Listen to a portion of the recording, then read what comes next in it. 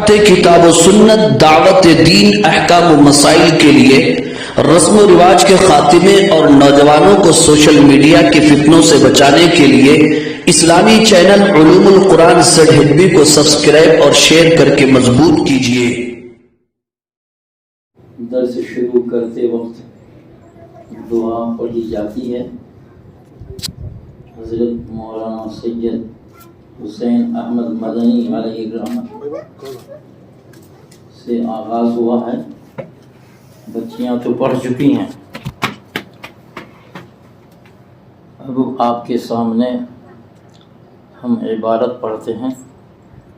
باب قول اللہ، اعوذ باللہ من الشیطان الرجیم، ونضع الموازین القسط لیوم القیامہ وأن أعمال بني آدم وقولهم توزن۔ وقال مجاهد القسطاس العدل بالرومية، ويقال القسط مصدر المقسط وهو العادل، وأما القاسط فهو الجائر۔ وبه قال حدثنا أحمد بن أشكاب قال حدثنا محمد بن فضيل عن عمارة بن قعقاع عن أبي زرعة عن أبي هريرة رضي الله تعالى عنه قال قال النبي صلى الله عليه وسلم كلمتان حبيبتان إلى الرحمن خفيفتان على اللسان ثقيلتان في الميزان، سبحان الله وبحمده سبحان اللہ العظیم۔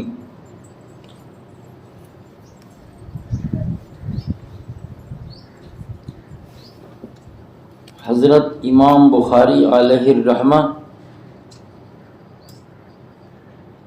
کتاب مکمل کر رہے ہیں اور کلام پاک کی آیت پیش کر رہے ہیں۔ ونضع الموازین القسط، اور اس کی تشریح ہو رہی ہے دونوں حدیثوں کے اندر۔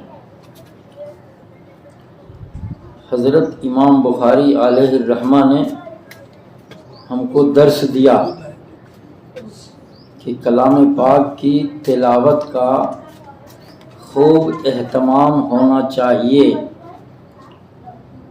حضرت امام بخاری نے شروع کے اندر بھی کلام پاک کی آیتیں پیش کی ہیں اور آخر کے اندر بھی کلام پاک کی آیت پیش ہو رہی ہے۔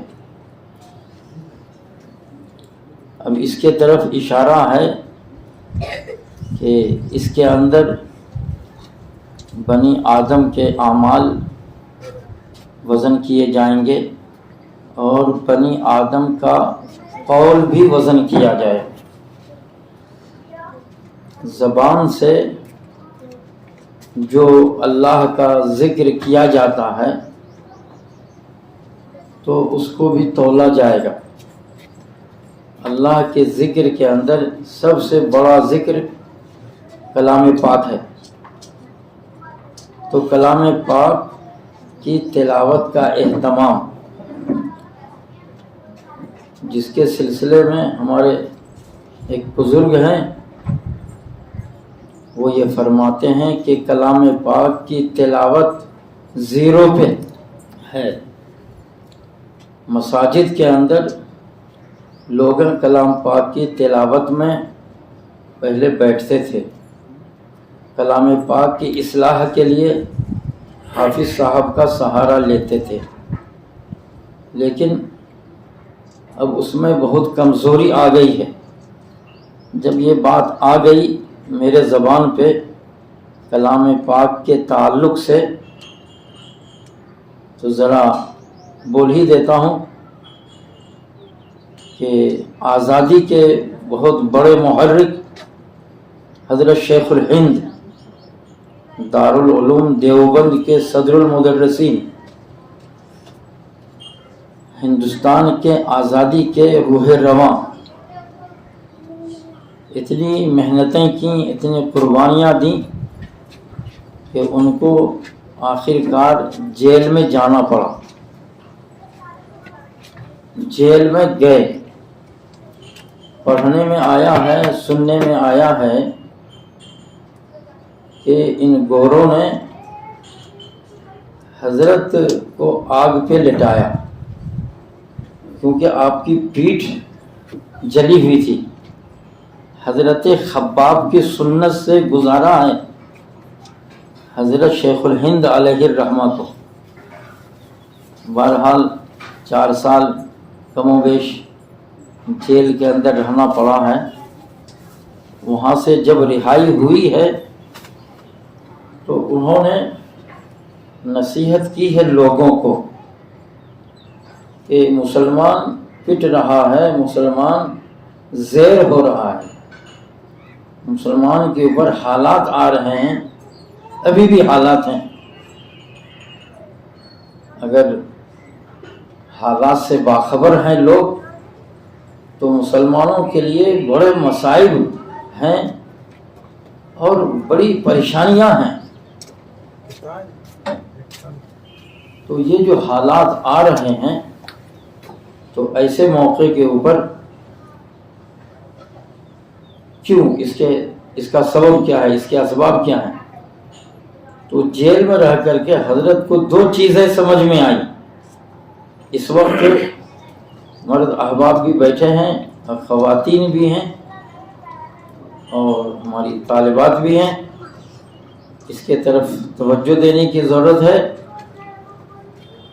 کہ 2 چیزیں، ایک آپسی اختلافات،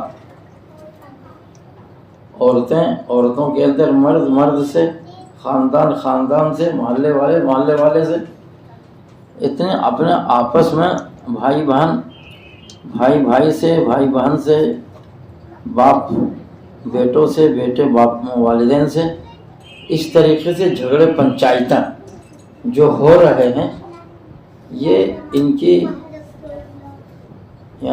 اوپر آفت آنے کی علامت ہے۔ دوسرے، کلام پاک سے دوری۔ آپ پرسنٹیج نکال لیں، یہ دینی ادارے چل رہے ہیں، اللہ کے فضل و کرم سے ہمارے اکابر نے جو مدرسوں کا جال پھیلایا ہے، مکاتب کا جال پھیلایا ہے، اور اس کے ساتھ ساتھ ان کی قربانیاں چل رہی ہیں، محنتیں چل رہی ہیں، ادارے کھلتے چلے جا رہے ہیں۔ تو اب اس کے اندر کلام پاک کی تعلیم ہو رہی ہے، ورنہ عوام کے اندر کلام پاک کا اہتمام زیرو پہ ہے۔ میں آپ کو بولوں، برا نہ مانیے آپ، بڑے بڑے اجلاس کے اندر بھی جانا پڑا، وہ اجتماع کے اندر، وہاں جب حلقہ لگا، اس حلقے کے اندر علاقوں کے، کوئی دور علاقہ نہیں، ظہیر آباد ہی کے علاقے جہاں بہت بھاری اجتماع ہوا تھا، اس کے اندر حلقے لگے۔ مسجد کے صدر ہیں، میں یہاں کے صدر سیکریٹری کو نہیں بول رہا ہوں، صدر ہیں، سیکریٹری ہیں، لیکن ان کو کلمہ صحیح یاد نہیں ہے صاحب، اعوذ باللہ بسم اللہ نہیں بول پاتا، لا الہ الا اللہ صحیح طریقے سے ادا نہیں کر پا رہا، تو نمازوں کے حالات کیا ہوں گے؟ یہ ہماری کمزوری ہے۔ ہم مولانا نذیر صاحب تگودو کر رہے ہیں، اللہ تعالیٰ ان کی محنتوں کو آخرت کے لیے قبول فرمائے، جنت کا ذریعہ بنائے، محنتیں کر رہے ہیں، اللہ تعالیٰ ان کی قربانی کو قبول کرے۔ علی پور کے اندر بھی انہوں نے ادارہ قائم کیا ہے، لیکن وہ بچوں کا ہے۔ ہم تعلیم بزرگان چالو کرے تھے اور بیٹھے لوگ ہیں، تو اس کے اندر میں نے کوشش کی کہ تجوید کے ساتھ جو نمازوں کے اندر چند صورتیں پڑھتے ہیں وہ چند صورتیں پڑھیں۔ میں سمجھتا ہوں کہ ذرا خشوع خضوع کے ساتھ سنیں گے تو پھر بات جمے گی، باتیں بند ہوں تو اچھا رہتا، پھر بعد میں انتظام ہو جائے گا۔ میں یہ کہنا چاہ رہا تھا کہ 5-7 مہینے میں نے محنت کی، اتنا بگڑ کہ تجوید کی تو دور کی رہی بات، کم از کم الفاظ ہی صحیح ہو جائے، ٹیڑھے بنگے انداز میں وہ صورتیں پڑھیں، نہیں ہو سکا۔ آخر میں وہ بھی سست ہو گئے، میں بھی سست ہو گیا، سست نہیں ہونا تھا لیکن ہمارا ذمہ داری مصروفیت آ گئی۔ تو حضرت امام بخاری، تو ویسے مضمون بہت لمبا چلا جائے گا، حضرت امام بخاری علیہ الرحمہ آخر کے اندر، شروع کے اندر بھی کلام پاک کی آیتیں پیش کی اور آخر کے اندر بھی کلام پاک کی آیت سے اپنے اس کتاب کو مکمل فرما رہے ہیں۔ تو ان کے طرف سے بھی توجہ دلائی جا رہی ہے کہ کلام پاک پڑھو۔ اب یہ کلام پاک جو ہے دوسرے لوگ پڑھ رہے ہیں، صرف پڑھ ہی نہیں رہے ہیں بلکہ اس کے معانی وغیرہ بھی پڑھتے، اس کی تفسیریں وغیرہ بھی پڑھتے اور اس کے اندر کیڑے نکالتے۔ یہ ہے باضابطہ ان کے مدرسے چل رہے ہیں، ذرا بات آگے دوسرا، باضابطہ ان کے مدرسے چل رہے ہیں صاحب۔ ان کے مدرسوں کے اندر کلام پاک کی تعلیم دی جاتی، حدیثوں کی تعلیم دی جاتی اور پھر مقرر تیار کیے جاتے، سب پورا اہتمام ہوتا۔ تو وہ کیوں؟ وہ شکار جب شکار کرنے کے لیے جائے گا تو شکار کی بولی بولے گا، وہ ان کو کیا ضرورت ہے قرآن پاک پڑھنے کی، احادیث نبویہ پڑھنے کی؟ تو اب ایسے لوگوں کو ادھر بھیج رہے ہیں۔ اب یہ بھالکی ہے، یہ بھالکی کے اندر آپ کے، یہ بھالکی بیدر کے پاس ہے، یہاں امام صاحب تھے اور زمانے سے تھے، وہ اسی لائن کے تھے، لوگوں کو شکوک شبہات تو تھے۔ یہ تو آپ احسان مانیے کہ علماء آپ کی طرف متوجہ ہیں، ادارہ آپ کا چل رہا ہے، اللہ نظر بد سے بچائے، لیکن اس علاقے کے اندر ایسا امام بھی آ چکا ہے تو وہ جماعت والوں کو شک شبہ تو ہوا لیکن پرے ڈال دیتے تھے، توجہ نہیں دیا۔ لیکن ایک مرتبہ آئے تو بچوں کو وہ کلمہ پڑھا رہے تھے، لا الہ الا اللہ محمد رسول اللہ کے بجائے جو کچھ اور ہی ملا جلا کر کے پڑھ رہے تھے، وہ ایک دم پکڑ لیا، چند نوجوان جمع ہو گئے، یہ کیا بات؟ نہیں یہ بچے ہیں، ہم ان کو بولتے ہیں، سمجھاتے ہیں کہ اس طریقے سے بھی کچھ لوگ کلمہ پڑھتے ہیں، ایسا ان کے ایک نمبر کا سلیقہ ڈھنگ نہیں ہے، پھر آپ اتنی گہری بات، اونچی بات کیوں؟ بہرحال ان کے کمرے میں گئے، روم میں گئے، یہ بھالکی کی بات ہے، اور دیکھے چابی کہاں ہے آپ کے، ٹیچی وغیرہ کی تلاشی لی تو لڑکیوں کے فوٹو وغیرہ تھے، چلو یہ گناہ کا کام ہے، اس کے ساتھ اس کے پاس آئیڈینٹی کارڈ تھا، تو ان کا نام جو سدیش کمار ہے، وہ سدیش کمار جو امامت کر رہا ہے اور فراٹی کے ساتھ بیان کر رہا ہے، سدیش کمار۔ تو پھر بجنا شروع ہو گیا، بڈھے آڑے آ گئے، کہہ رہے ایسا کیسے ہے، یہ امام کے ساتھ اچھا سلوک کرو، یہ کرو وہ کرو، لیکن اتنا خطرناک لنک تھا ان کا، کیسے کدھر سے نکلے، کدھر سے گاڑی، کہاں گئے، کدھر گئے، پتہ ہی نہیں چلا، نکل گئے وہاں سے۔ یہ میں بول رہا تھا تو وہاں کے احباب موجود تھے اور وہ احباب نے ہماری کیا کی تائید کی یہاں پہ۔ اس لیے سخت ضرورت ہے جتنا اپنے آپ کو خوش نصیب سمجھیں کہ مرزا پور بنگلہ کے اندر ادارہ چل رہا ہے، اور وہ بھی بہت بھاری ادارہ ہے۔ میں تو ظہیر آباد ہی کے اوپر فخر کر رہا تھا، اب کھیڑے گاؤں کے اندر بخاری شریف کی تکمیل ہو رہی تھا، تو جتنا بھی اللہ کا شکر ادا کیا جائے تو کم ہے۔ تو اب امام بخاری بہت اصح الکتب بعد کتاب اللہ، سب سے صحیح ترین کتاب ہے، اللہ کے قرآن کے بعد سب سے صحیح ترین کتاب، لیکن صحیح ترین کتاب ہے، لیکن ان کے انداز سے ہم کو سبق مل رہا ہے کہ ہم کو کلام پاک نہیں چھوڑنا۔ ہمارے بچے پڑھیں گے، بچے جائیں گے جنت کے اندر، ہم پڑھیں گے تو ہم کو بھی جنت کی ضرورت ہے، ہم کو بھی ادھر توجہ دینے کی ضرورت ہے۔ حضرت شیخ الہند نے جو بتایا، دو چیزیں ہیں، ایک تو کلام پاک سے دوری اور دوسرے اپنے آپسی اختلافات۔ اللہ تعالیٰ ہم لوگوں کو آپسی اختلافات سے بھی دور کرے اور کلام پاک کی تلاوت بھی شوق ذوق بنائے. یہ جو میں نے آپ کے سامنے حدیث پیش کی جا رہی ہے حضرت امام بخاری رحمۃ اللہ علیہ کی طرف سے کہ انسانوں کے اعمال تولے جائیں گے اور ان کا بول بھی تولا جائے گا. اس بول کے اندر بھی کلام پاک کی طرف بھی اشارہ ہے، کیونکہ ذکر و اذکار سبحان اللہ و بحمدہ سبحان اللہ العظیم یہ دو بول ہیں اور یہ محبوب ہیں رحمان کو، اور یہ دونوں کے دونوں ہلکے ہیں زبان کے اوپر لیکن میزان کے اندر بھاری ہے. چلے سب صاف ہو گئے. میزان کے اندر ترازو کے اندر بہت وزنی ہے، تو ترازو کے اندر جو بہت وزنی ہے وہ کہاں؟ دنیا کے اندر نہیں، آخرت کے اندر. تو مجاہد نے کہا یہ القسطاس کے معنی آتے ہیں العدل کے بالرومیہ، رومی زبان میں عدل کے معنی میں آتے ہیں. اب یہ ہم طالبات سے بھی بولیں گے، ذمہ داروں سے بھی بولیں گے، پورے کے پورے سننے والیوں سے بھی ہم بولیں گے، یہ خشک ادارہ نہیں ہے، یہ دنیا سے دور کرنے والا ادارہ نہیں ہے. اب یہ دیکھو کہ اس کتاب کے اندر قسطاس کے جو معنی بتلائے گئے ہیں العدل کے، تو وہ عدل کے رومی زبان میں ہے، عربی زبان نہیں، رومی زبان. اس کا مطلب یہ ہے کہ دوسری زبان سیکھنے کے لیے ہمارا یہ ادارہ، ہمارا یہ اسلامی دین مذہب، یہ دنیاوی علوم حاصل کرنے کے لیے رکاوٹ نہیں ہے. نبی کریم صلی اللہ علیہ وسلم نے باضابطہ دوسری زبان سیکھنے کے لیے اپنے صحابہ کو ترغیب دلائی ہے.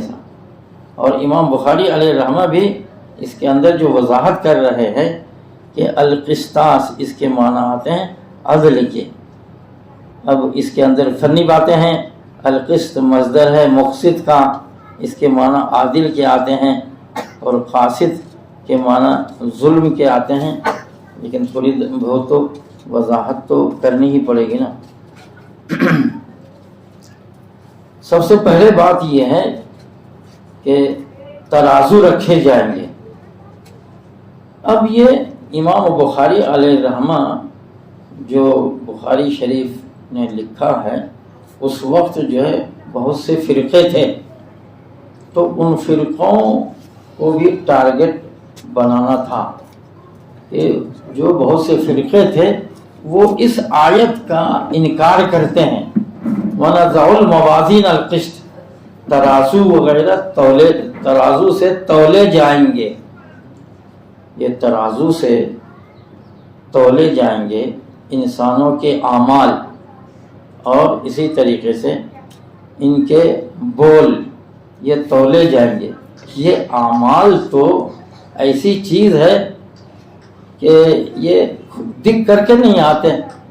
صفات کے قبیلے سے ہم کچھ بول رہے ہیں، یہ منہ سے نکلا ہوا میں اڑ گیا، تو اب اس کو کیسے تولے گا؟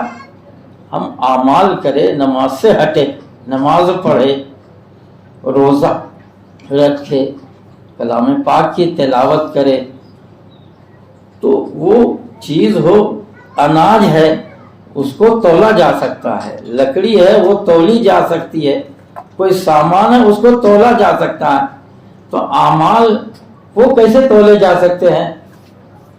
تو اب یہ ہمارا ایسا دور ہے، اس دور کے اندر تو اس کا سمجھنا بہت آسان ہے.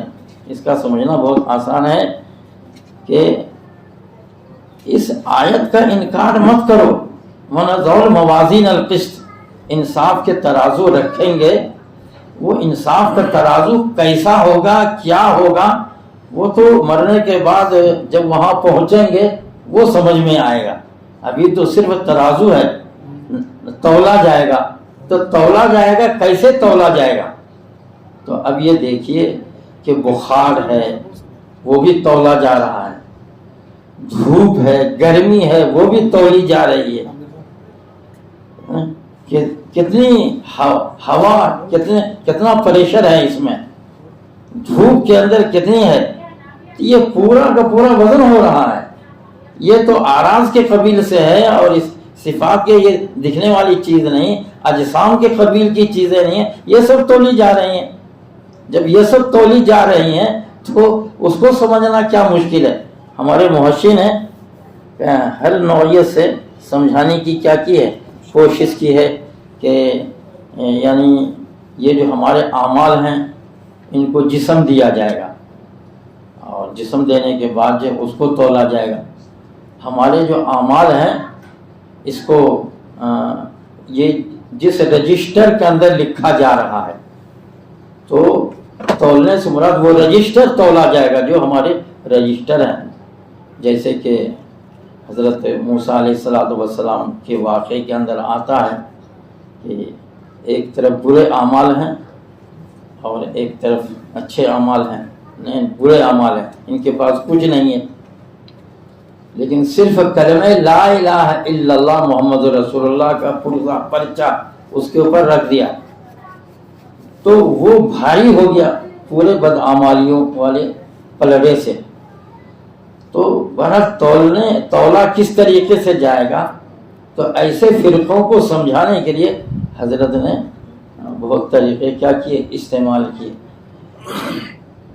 اختلافی باتیں میں بول لوں، جیسے کہ قبر کے اندر نبی کریم صلی اللہ علیہ وسلم پیش ہوتے ہیں اور پوچھا جاتا ہے کہ یعنی 3 سوال ہوتے ہیں. من رب کا، تمہارا رب کون ہے؟ ما دین کا، تمہارا دین کون ہے؟ من حاضر رجل، یہ آدمی کون ہے؟ تو حضور صلی اللہ علیہ وسلم کی طرف اشارہ ہوتا ہے. دیکھو حضور صلی اللہ علیہ وسلم ہر خبر کے اندر پہنچتے، کتنے لاکھوں کروڑوں لوگ مرتے ہیں، سب کے قبر میں پہنچتے ہیں. تو حضور صلی اللہ علیہ وسلم حاضر و ناظر ہیں، ہر جگہ موجود ہیں. اس سے یہ دلیل پیش کرتے ہیں حضور صلی اللہ علیہ وسلم تو ایک ہی جگہ ہیں اور پروردگار وہاں سے پردے ہٹا دیتے ہوں گے، یا مختلف اس کے جوابات ہیں.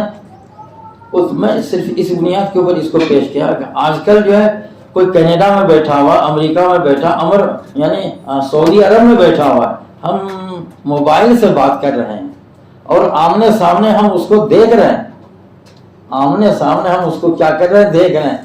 تو تم جو ہے ایسا آلہ تیار کر سکتے ہو، دور دراز کی چیزوں کو آمنے سامنے دیکھ سکتے. تو پروردگار نبی کریم صلی اللہ علیہ وسلم اپنی جگہ پہ ہے اور وہیں سے سب کو دکھلایا دیا جا رہا ہے، تو اس میں کوئی بڑا مسئلہ تو نہیں ہے. تو یہاں بھی جو ہے اعمال تولے جا رہے ہیں اور بول تولا جا رہا ہے، یہ کوئی بڑا مسئلہ نہیں ہے، تو تولے جا سکتے ہیں. اب اس کے اندر قسطاس رومی زبان میں، دیکھیے بچیاں ہیں، وہ ممکن ہے کہ آپ کے ٹیچر نے بتلایا ہوگا کہ ایک لفظ ہے اس کے کئی معنی ہوتے ہیں. اب صیغے بھی پڑھے ہوں گے، ایک مجرد کا صیغہ ہے، میں بچیوں کے حساب سے بولنا چاہ رہا ہوں، ایک مجرد کا صیغہ ہے، ایک مزید کا صیغہ ہے. اور مجرد کے صیغے کے اندر یہ قسطاس، قسط یقسط، یعنی نصر ینصرو سے بھی ہو سکتا ہے، نظر کون سے بات بار مجرد کا ہے. اب اس کے اندر اس کا اسم فاعل قسطن کا، قسط یقسط قسطن فهو قاسط، اس کا اسم فاعل جو قاسط ہے، اس قاسط کے معنی آتے ہیں ظلم کے، ظالم کے. اس قاسط کے معنی آتے ہیں ظالم کے.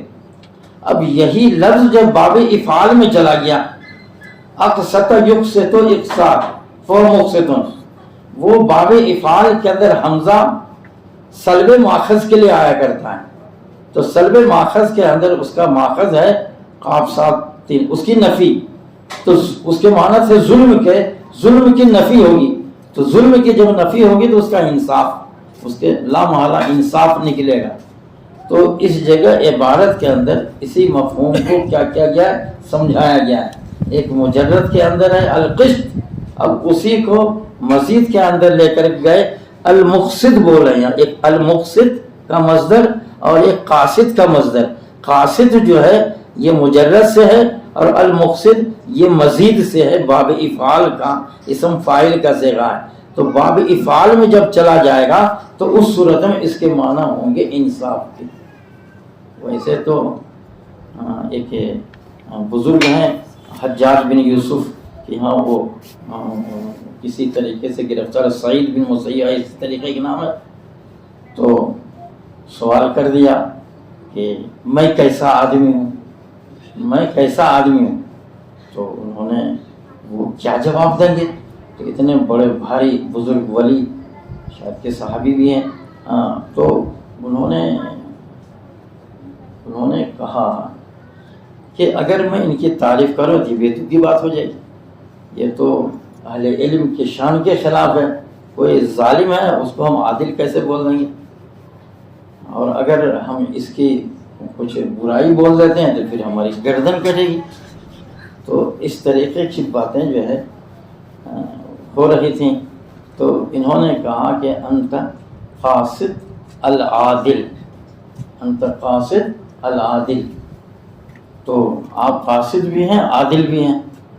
تو قاصد کے معنی ظالم کے آتے ہیں، وہ اس جگہ جو ہے قاصد ظالم کے معنی میں نہیں ہے بلکہ عادل کے معنی میں عادل لیا۔ تو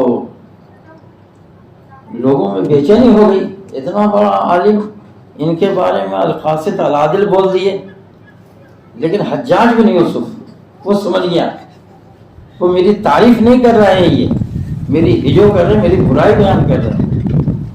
یہ قاصد یہ کہ معنی جو العادل جو بڑھائے ہیں، تو ہم یعدلون کا لفظ ہے کلام پاک میں، تو یعدلون کے معنی جو ہے شرک کے برابر کرنے کے ہیں، تو اس جگہ قاصد جو ہے کہ بعد جو عادل ہے وہ عادل جو ہے وہ شرک یعنی ظلم کے برابر، تو وہ عادل انصاف ور نہیں، تو وہ آیت میرے ذہن کے اندر نہیں آ رہی ہے لیکن باضابطہ کلام پاک کے اندر ہے، اور وہ بڑا ماہر تھا لغت کا حجاج بن یوسف، تو حجاج بن یوسف لغت کا بہت ماہر تھا۔ تو یہ قسط کے سلسلے میں یہ علمی باتیں تھیں جو میں نے آپ کے سامنے ذکر کیا۔ اس کے بعد پھر حدثنا احمد بن اشکاب، احمد بن اشکاب یہ حدیث پاک جو آ رہی ہے، کلمتان حبیبتان الی الرحمن خفیفتان علی اللسان ثقیلتان فی المیزان سبحان اللہ و بحمدہ سبحان اللہ العظیم، یہ حدیث پاک ما قبل کے اندر دو جگہ اور مذکور ہے، دو جگہ اور ہے، لیکن وہ ان کے راوی جو ہیں شروع کے حضرت امام بخاری کے جو استاد ہیں وہ دوسرے نامہ ہیں، دو نامہ الگ الگ ہیں، اور یہاں جو نام ہے احمد بن اشکاب، احمد، تو احمد بن اشکاب سے بھی انہوں نے اس روایت کو لیا ہے، اور حضرت امام بخاری نے دوسرے راویوں سے بھی یہ روایت لی ہے ماقبل کے اندر، تو دوسرے راویوں کی روایت یہاں پہ ذکر نہیں کیا، ہو سکتا ہے کہ آخر کے اندر ان سے روایت لی ہو، اس لیے آخر کے اندر اس حدیث کے اندر اس راوی کو لے کر کے آئے، ایک بات۔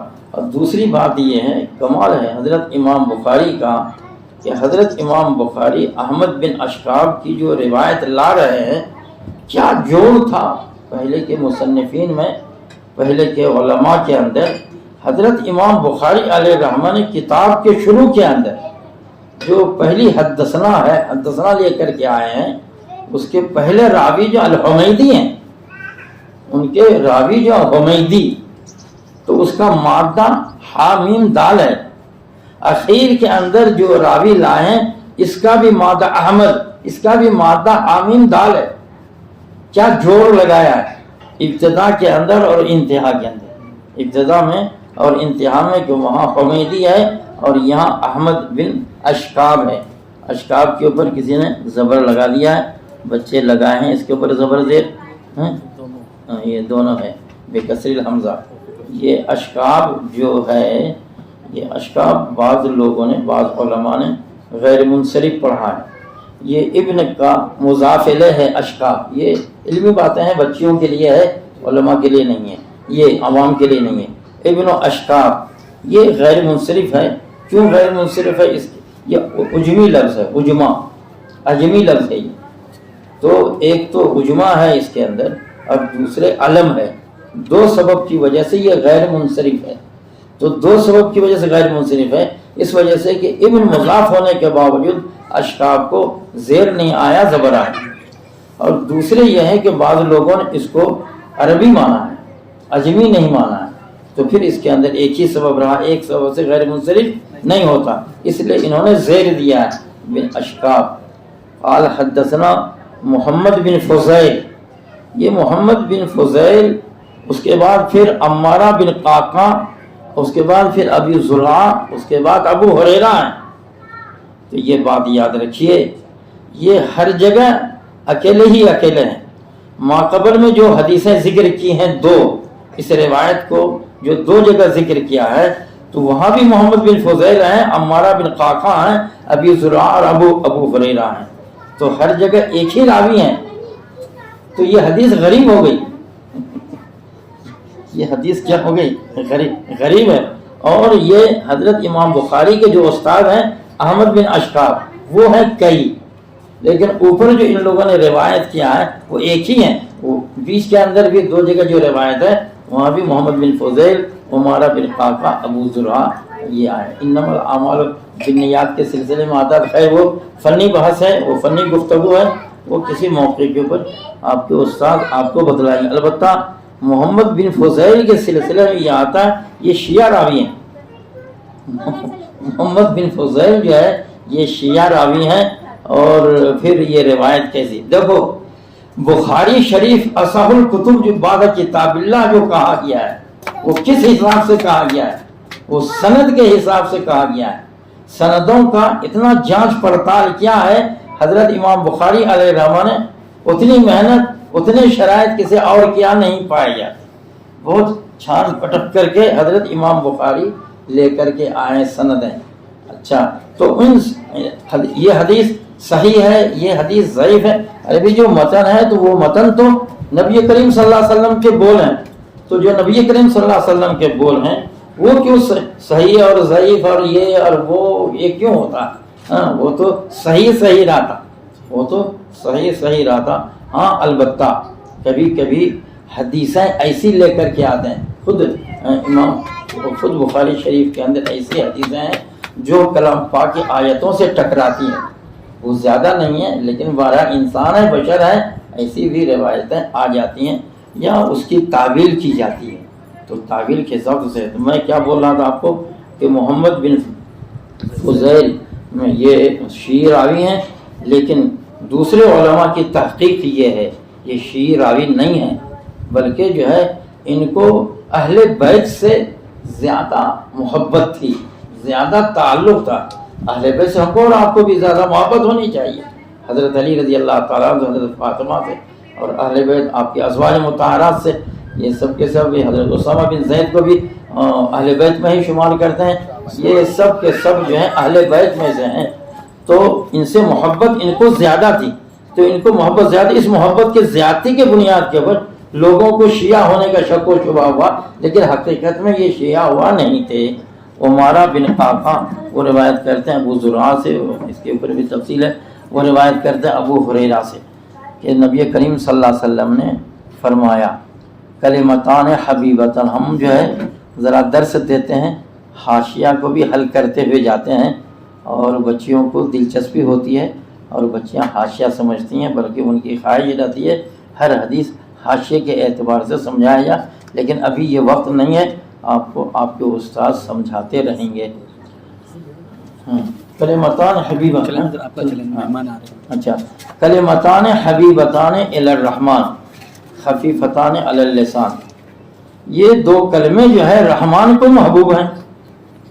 یہ دو کلمے رحمان کو، رحمان لفظ استعمال کیا اور کیا نام اس کا، حبیبتان الی اللہ بھی بول سکتے تھے، لیکن الی الرحمن، رحمت کے اندر جو چاشنی ہے اور جو چیز ہے وہ اللہ تو اللہ ہی ہے، وہ اس کے اندر اس مناسبت سے یہاں پہ جس کی ضرورت ہے وہ رحمان ہی محبوب پسندیدہ رحمان کو.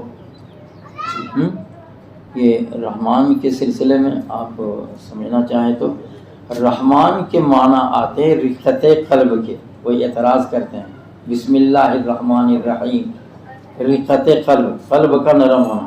رقت قلب تقاضا کرتا ہے جسم و جسمانیت کا، قلب جسم ہے، اور اللہ تعالیٰ جسم و جسمانیت سے منزہ مبرہ ہے.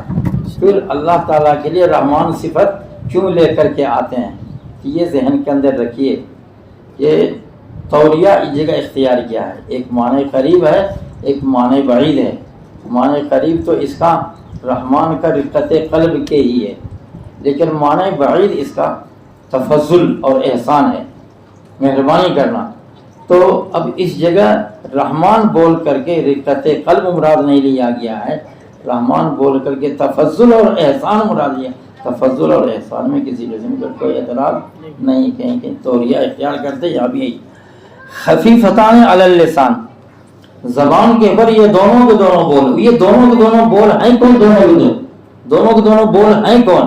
وہ سبحان اللہ ہی و بحمدی ایک بول ہے، سبحان اللہ العظیم یہ دوسرا بول ہے.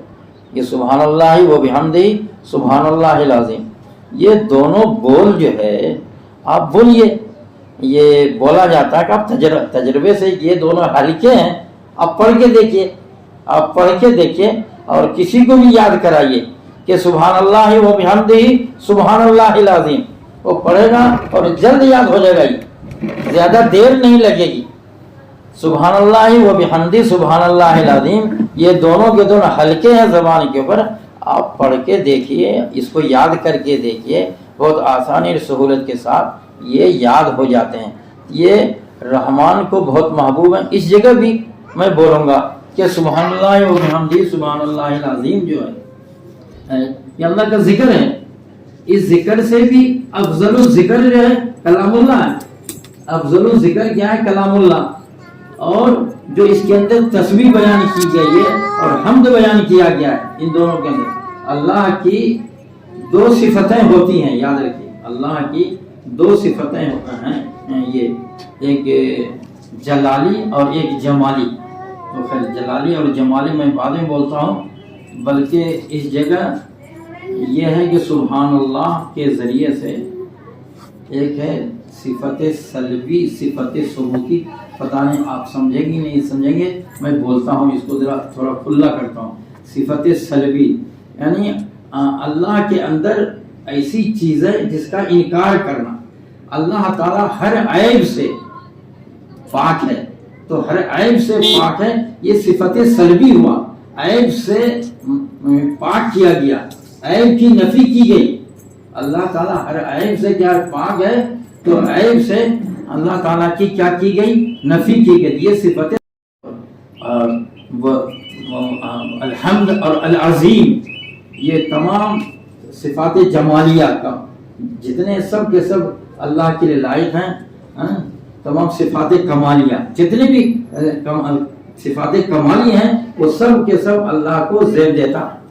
تو سبحان اللہ و بحمدہ سبحان اللہ العظیم، تو اس جگہ سبحان اللہ کے ساتھ و بحمدہ ملایا ہے. تو اب اس کے اندر بھی آپ طالبہ کو سمجھنے کی ضرورت ہے کہ یہ سبحان اللہ کے بعد جو وہ بحمدہ ہے یہ اس کی صفت ہے، اس کا حال ہے ترکیبی حساب سے، حالانکہ پیچیدہ جملہ ہے.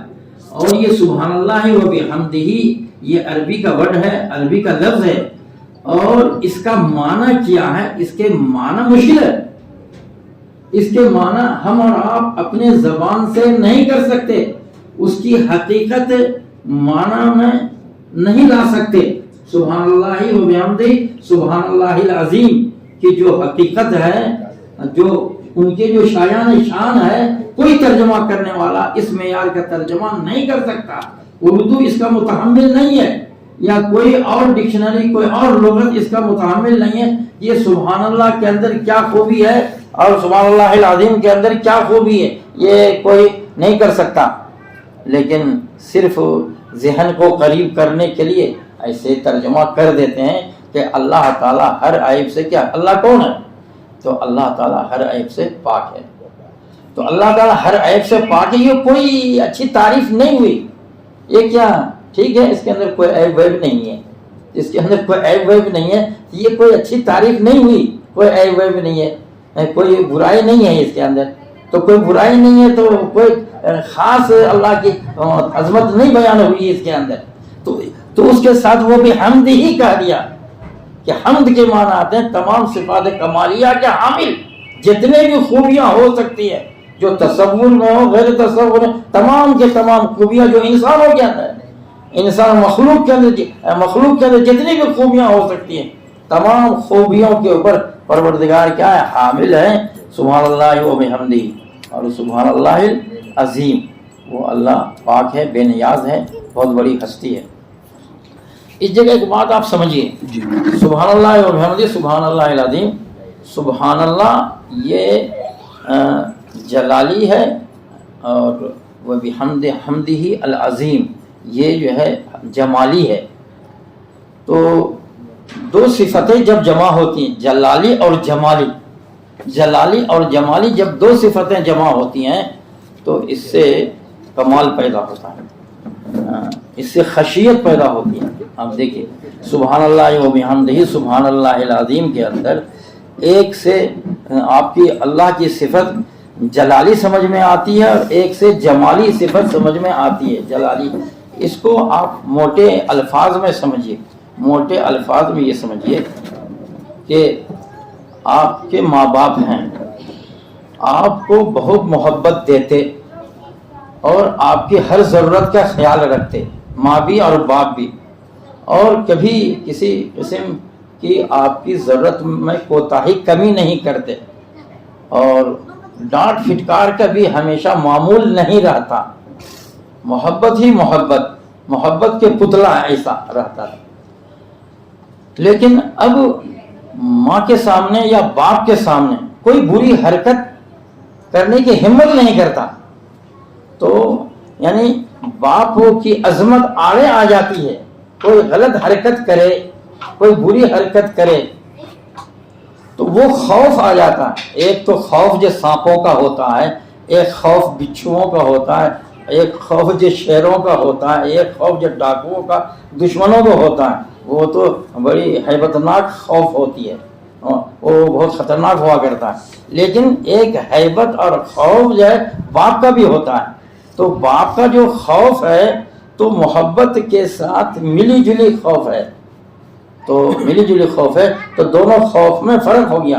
تو اللہ تبارک تعالیٰ کے اندر جو صفات ہیں جمالی بھی ہیں اور جلالی بھی ہیں، جس طرح باپ کے اندر جو ہے شفقت اور محبت یہ جمالی ہوئے، اور اس کے ساتھ پھر جو ہیبت ہوتی ہے بچوں کے اوپر باپ کی عظمت کا، تو وہ جلالی سمجھیے۔ تو کہنا کیا ہے؟ کہنا یہ ہے کہ سبحان اللہ و بحمدہ سبحان اللہ العظیم دو صفتیں جمع ہو گئیں، ایک جلالی صفت جمع ہوئی ہے، ایک جمالی صفت جمع ہوئی ہے۔ تو جلالی اور جمالی صفت مل کر کے خشیت پیدا ہوتی ہے، خشیت، ڈر۔ تو ان کلام پاک کی آیت ہے انما یخشی اللہ من عبادہ العلماء، اور خشیت جو پیدا ہو سکتی ہے اللہ کے بندوں میں صرف اور صرف علماء کو ہوتی ہے۔ انما حصر کی رعایت کرتا ہے، انما یخشی اللہ، یہ خشیت جو ہے یہ اہل علم کو ہوتا ہے۔ تو آپ یہاں سے ایک علم حاصل کر کے جا رہی ہیں، تو آپ کے اندر خشیت پیدا ہونا، ایک دم ڈاکو بن کر کے نہیں رہنا، ایک دم ظالم بن کر کے نہیں رہنا۔ اور بچے اگر آپ کی تربیت میں آئے، آزو بازو کے لوگ اگر آپ کے سے کچھ سیکھنے سکھانے کے لیے آئے، تو ایک دم آپ بنے ہوئے منہ خشک ہیں اور الفاظ ٹیڑھے بنگے نکال رہے ہیں، اور یہ ہے اور وہ ہے، یہ علماء کی شان نہیں ہے۔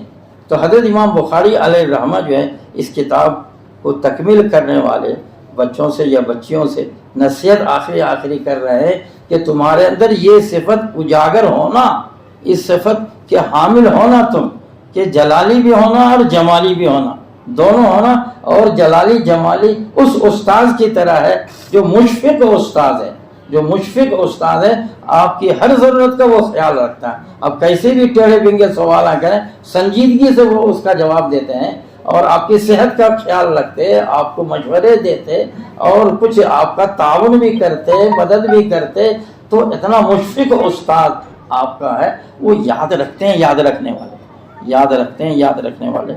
تو اب آپ اگر اس کے حامل ہیں کہ آپ کے اندر یہ صفت ہونی چاہیے کہ صفت جلالی، صفت جمالی کے استاد اگر ان کے سامنے جو اتنا مہربان ہے، آپ ایسی حرکت نہیں کر سکتے جس سے ان کو کیا ہو، تکلیف ہو، تو آپ بھی کسی مقام پہ جائیں تو وہاں بھی آپ ان دونوں صفتوں کو مد نظر رکھیے، کیونکہ یہ دو صفتیں اب یہ بخاری شریف میں بچیوں سے بولنا چاہ رہا ہوں، بخاری شریف آپ مکمل کر کے جا رہی ہیں، عالمہ کا آپ کو سرٹیفکیٹ ملے گا، لیکن ایک بات یاد رکھو، واقعتاً آپ عالمہ بنی ہیں کیا؟ واقعتاً آپ فارغ ہو رہی کیا؟ آپ عالمہ بنی ہیں کیا؟ مدارس کے اندر وہ زوم کے اندر رہتے ہیں، وہ چلنے سے، بول سے، انداز سے ہم بڑے علم والے ہیں، تو وہ تو آپ کو درس دے دیا یہاں پہ آپ کو کہ رفتار سے، گفتار سے، ہر اعتبار سے آپ کو سنجیدہ رہنا ہے تاکہ لوگ آپ کی طرف مائل ہوں، عورتیں آپ سے زیادہ سے زیادہ استفادہ کر سکیں، یہ صفت آپ اپنے اندر پیدا کیجیے۔ لیکن علم آ گیا، ارے تو ہزار سال اگر ہم کو عمر ملے اور ہم جو یہ چاہیں کہ پورے کے پورے علوم کے اوپر ہم کو مہارت ہو جائے، سوالے پیدا ہیں، یا علوم جو دینیاں ہیں، جو علوم شرعیہ ہیں، وہ پورا کا پورا کما حق کو ہم پی لیں، کوئی نہیں سکتا ہے اس کا، ہزار سال بھی لگائے آپ 3 سال کے اندر یا 5 سال کے اندر یا 7 8 10 سال کے اندر نہیں ہو سکتا ہے، تو بلکہ پھر آپ کیا ہوئے، آپ کو جو ہے علم حاصل کرنے کا طریقہ بتلایا گیا، راستہ بتلایا گیا، تو جو طریقہ بتلایا گیا، راستہ بتلایا گیا، اس حساب سے آپ کام انجام دیں گے تو آپ کا علم بڑھتا چلا جائے گا، تا قیامت آپ کا علم بڑھے گا، علم کے آپ محتاج رہیں گے، علم کے آپ محتاج رہیں گے۔ اور اب آیا ہے آپ کو، اب اللہ کرے آپ کو بھی ایسا موقع نصیب ہو کہ آپ بخاری شریف کا درس دیں، مشکات شریف کا درس دیں، ہدایہ شریف کا درس دیں، اور اسی طرح اور دوسری جو کتابیں جو داخل درس ہیں وہ درس ملے اور اس سے صلاحیت پیدا ہو اور پھر آپ لوگوں کو فائدہ پہنچائیں، تو اس کے لیے آپ کو بہت محنتیں کرنی پڑیں گی۔ آپ کو بخاری اٹھا کر کے دے دی جائے یا اور کتابیں اٹھا کر کے دے دی جائیں تو آپ اس کو حل نہیں کر سکتے۔ تو اب بچیوں کے اندر بھی کیٹیگریاں ہیں، بعض بچیاں ایسی ہیں یا بعض بچے ایسے ہیں جو کسی حساب سے علم نکل گیا، نمبر مل گیا ان کو، پھر ایسے لوگوں کو یہ چاہیے کہ تبلیغی جماعت میں جائے اور وہاں اپنے علم کو کیا رکھے، باقی رکھے اور اس کا سلسلہ جاری رکھے۔ اور کچھ ایسے ہیں جنہیں اس سے ذرا زیادہ حیثیت رکھتے ہیں تو ان کو جو ہے ذرا کمزور ہیں تو ان کو 20 سال اور محنت کرنی پڑے گی اس علم کے پیچھے، 20 سال، اور بہت سے بچے ہوں یا بچیاں اس کو 15 سال اور اس کے پیچھے محنتیں کرنی پڑیں گی، اور کچھ بچیاں ایسے ہیں اس کو 10 سال اس کے پیچھے محنتیں کریں گے، تو جہاں کہیں سے بھی حدیث اٹھا کر کے دے دیں تو آپ اس کا ترجمہ سمجھیں اور اس کا معنی مطلب کیا دوسروں کو سمجھائیں۔ آپ کے سامنے اس حدیث سے ہٹ کر کے جو آپ نے پڑھا ہے، اس سے ہٹ کر کے کسی اور کی کتاب کی حدیثیں آ جائیں، اس کا ترجمہ نہیں کر سکتے، ترجمہ آپ نہیں کر سکتے، ہمارے ٹیچر ہم بھی نہیں کر سکتے، اس کا مطلب اتنی عمر ہو گئی پھر بھی اتنی صلاحیت پیدا نہیں ہوئی، تو اس کے پیچھے محنت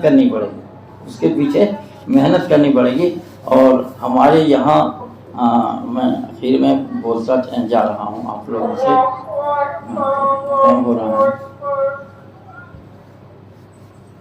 Allah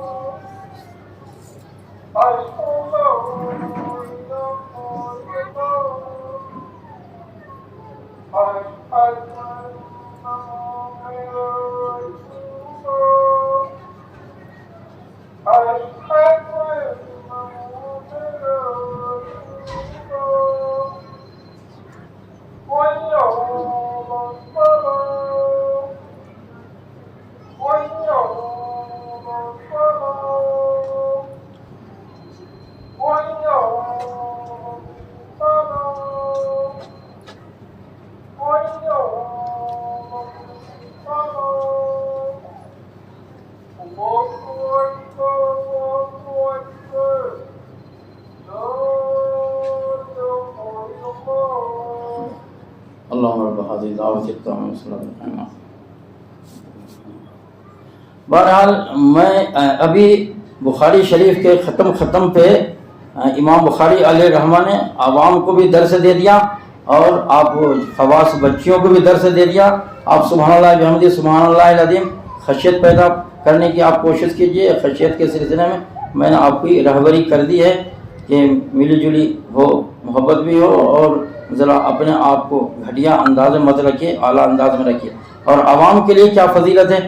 حضرت امام بخاری علیہ رحمہ جو ہے شروع کی کتاب کے اندر کلام پاک کی آیت پیش کرے اور آخر کے اندر بھی کلام پاک کی آیت پیش کرے. تو کلام پاک سے تعلق رکھنا. اور اسی طریقے سے حدیث کی جب تشریح ہو رہی تھی, حدیث کے اندر آیا ہے قولوں, یعنی ان کا قول بھی ناپا جائے گا. قول کے اندر جہاں اللہ کا ذکر وغیرہ ہے, تمام ذکر سے سب سے بھاری ذکر کلام پاک کی تلاوت ہے. اور اسی طریقے سے سبحان اللہ و بحمدہ سبحان اللہ العظیم, یہ سبحان اللہ بحمدہ سبحان اللہ العظیم یہ مضمون کلام پاک میں بے شمار جگہوں کے اوپر آئے ہیں. کلام پاک میں بے شمار جگہوں پر یہ مضمون آیا ہے. تو اس مضمون کے لیے آپ کلام پاک کی تلاوت کیجئے. کلام پاک سے دوری. اور میں نے ایک بزرگ کا واقعہ بھی سنایا تھا آپ کو.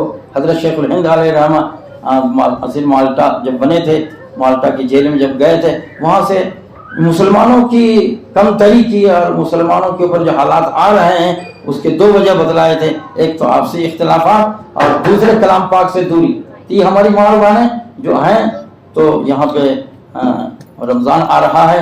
اس رمضان کے تعلق سے آپ کے لیے بڑا اچھا ہے کہ آپ کلام پاک کی تلاوت کریں. حضرت شیخ الحدیث مولانا زکریا صلی اللہ علیہ وسلم کے گھرانے کی عورتیں, ان کے پاس جو مہمانوں کی کثرت رہتی تھی, سب کے اندر انوالو ہوتی تھیں یہ عورتیں. اس کے باوجود 24 پارے 25 پارے روزانہ تلاوت کر لیتی تھیں. حضرت امام ابو حنیفہ کی مثال لیں گے, وہ ان کے پیچھے بھی سنسار تھا. پورا کا پورا دن جو ہے یعنی کلام پاک ایک مکمل کر لیتے تھے, رات میں ایک کلام پاک مکمل کر لیتے تھے.